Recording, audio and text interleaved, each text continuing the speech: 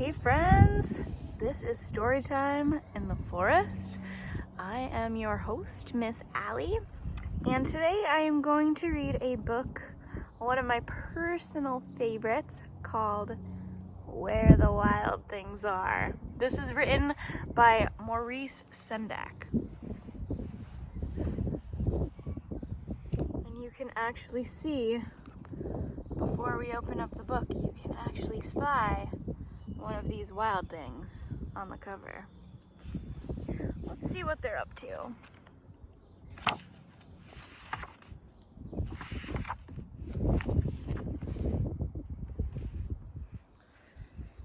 The night Max wore his wolf suit and made mischief of one kind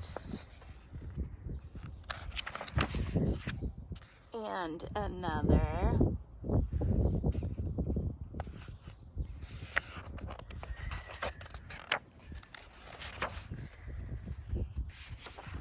his mother called him Wild Thing, and Max said, "I'll eat you up."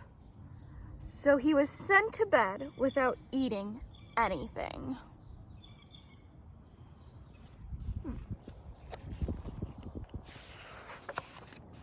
That very night in Max's room, a forest began to grow.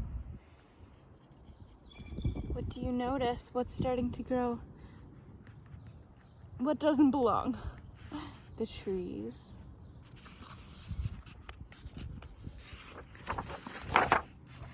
And it grew and grew.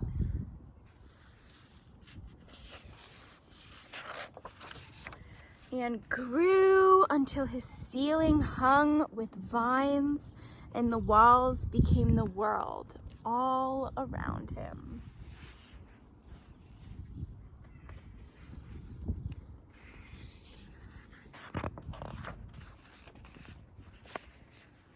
And an ocean tumbled by with a private boat for Max, and he sailed off through the night and day.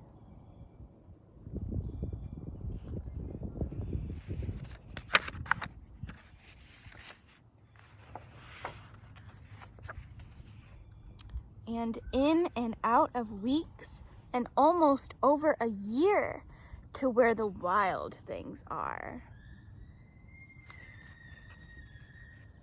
Look at that wild thing.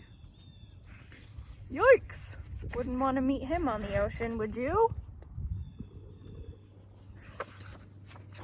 And when he came to the place where the wild things are, they roared their terrible roars and gnashed their terrible teeth and rolled their terrible eyes and showed their terrible claws.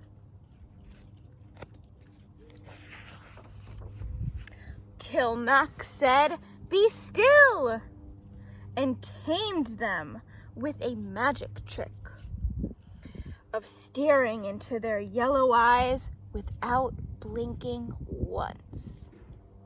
And they were frightened, and they called him the most wild thing of all.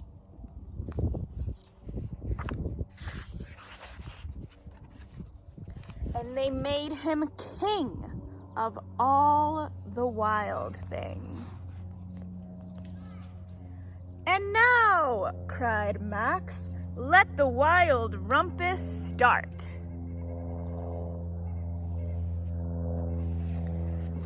Are you ready for this wild rumpusing? Woo! Having a moon ceremony. Getting wild. Calling out to the night. And what are they doing here? Hanging from the trees. Having a grand old time. Here,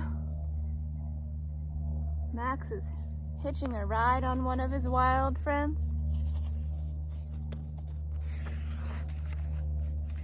"Now stop," said Max, and sent the wild things off to bed without their supper. Does that sound familiar? And Max, the king of all wild things, was lonely and wanted to be where someone loved him best of all. Then all around, from far away across the world, he smelled good things to eat. So he gave up being king of where the wild things are.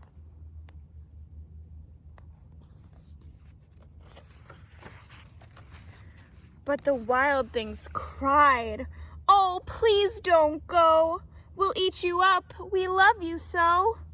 And Max said no.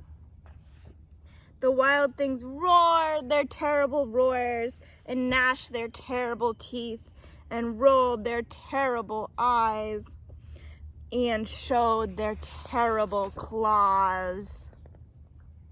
But Max stepped into his private boat and waved goodbye.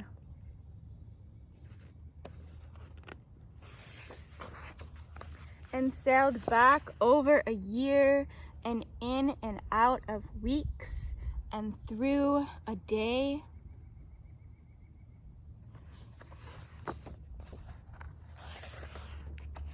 And into the night of his very own room, where he found his supper was waiting for him.